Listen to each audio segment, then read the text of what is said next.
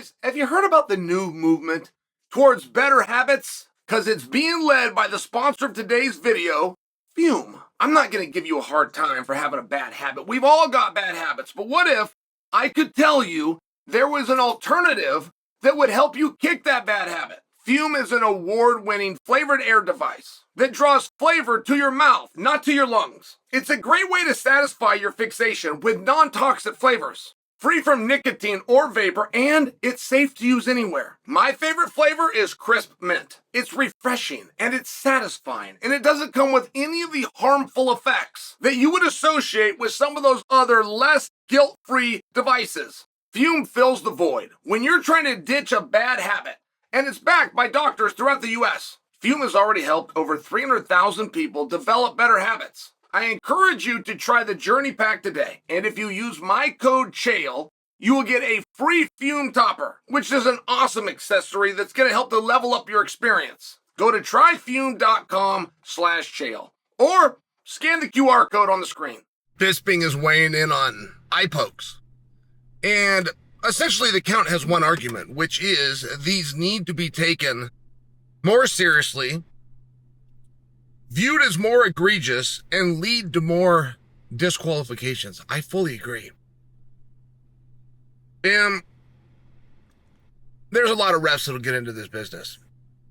I've been by referees before, and this was before we had commissions and it was smaller time stuff, and I've seen referees give their pitch to fighters and give their pitch to promoters. And I've watched a number of referees, not just one or two or three. The majority of them will say, I will never stop the fight. It's got to be almost death before I'll stop the fight. And I remember hearing that as a fighter going, why would you think that's a positive? Why would you think that's a good thing? A referee is not going to settle this. They're going to make sure the guys settle this. Why would you be so naive as to think the guys are trying to settle this? You really must understand, a rear naked choke is the only submission hold that works, and it doesn't work very well. There is no such thing as a straight armbar or a straight ankle lock or a knee bar for that matter. There is no such thing as an atomic heel hook or a rolling heel hook. There is no such thing as a Kimura, and at times there is a guillotine. Every submission that you see is somebody ready to be done fighting. And the great and safe one is the rear naked choke. Two-step process. I have to find a way to give him my back, then I have to find a way to do this. It's not because I was overwhelmed by a position that was done so well it was indefensible and I was forced into surrender. I'm bringing that to you because the notion that I heard with my own ears, many referees think they would never want to stop the fight, let the fighters settle it, is not what the fighters want to do. The fighters are out there doing something different, and they've got a very tough mentality. And they go out there with a very tough strategy and a very tough game plan, and they are willing to endure and overcome to an extent.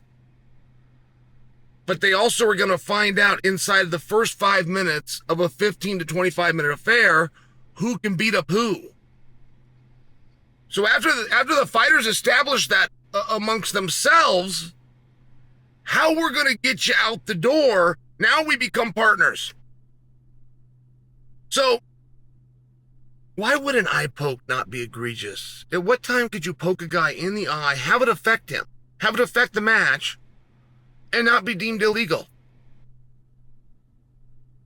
I can't openly think of a single time it was deemed illegal. I can remember a fight all the way down to the referee. It was Mark Smith. It was Aljo Sterling the night he became champion over Peter Yan. Aljo was down.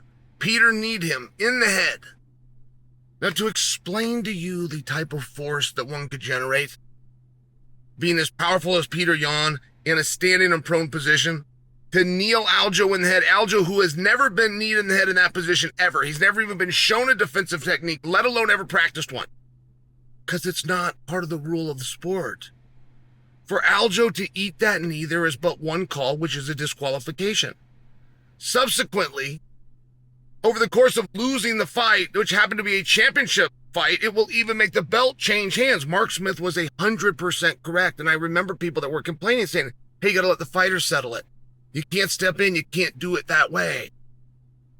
I just remember thinking, wow, that's a very cold approach. If you were a referee and you were somebody that's coming into this sport, we must be able to trust you. One of the reasons that Beltran is so effective, well, it's the same reason that Goddard's gotten. It's the same thing that Big John started in the first place. They're in charge. When Beltran is there, he is in charge. Makes sense? When Mark Goddard is in the ring, there is not a question about who is in charge. It's Mark Goddard. And Big John really did start that. And the fighters trust that. So the idea I'm going to leave them out there and I'm going to let them fight forever, or the idea that me implementing one of the extremely few rules that even exist in this sport somehow demonstrates a lack of machismo, I don't agree with that. And I don't know how you can have something that causes so much damage like an eye poke. And then we come to the conclusion over 99% of the time that it was not intentional. How would you know? In that general area, is there anything that he should be pushing? If I just look at his nose and I go right on up, is there anything that should have a push type motion done to it? Should I push his forehead? Should I push back his hair? Should I push the sweat away from his eyebrow? No. So it's really not a 1 in a million shot. There was nothing in that general area you should have been pushing. But we can drop that even further. If I do it from the neck up, now you have my entire head and face. Is there anything on my entire head, neck, and face that should be receiving a pushing type motion? No. So it demonstrates tremendously bad control. Not just bad control. Tremendously bad. There was no reason for your hand to be open. At all. And it happened to be open, you happen to poke somebody in the eye, and it happens to affect this contest. And if the guy who got poked can't continue, he can lose the contest, which means you're not just punishing bad behavior, you're essentially rewarding bad behavior. And Michael Bisping has his own reasons. He's been very open. But just because Bisping's been open about it doesn't mean he's the only fighter that egregiously has had to suffer from an eye poke, from somebody having their hands open. There is no technique shown, just so you understand.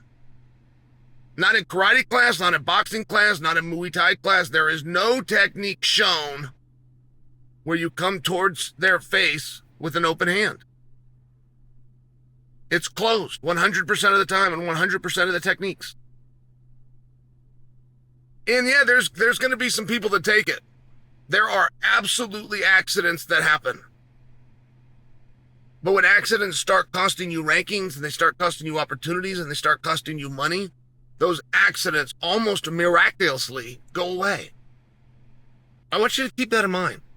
There is nothing you need to push from my chest. I come way down to my chest, from my chest all the way to my forehead. There is nothing that requires a push type motion.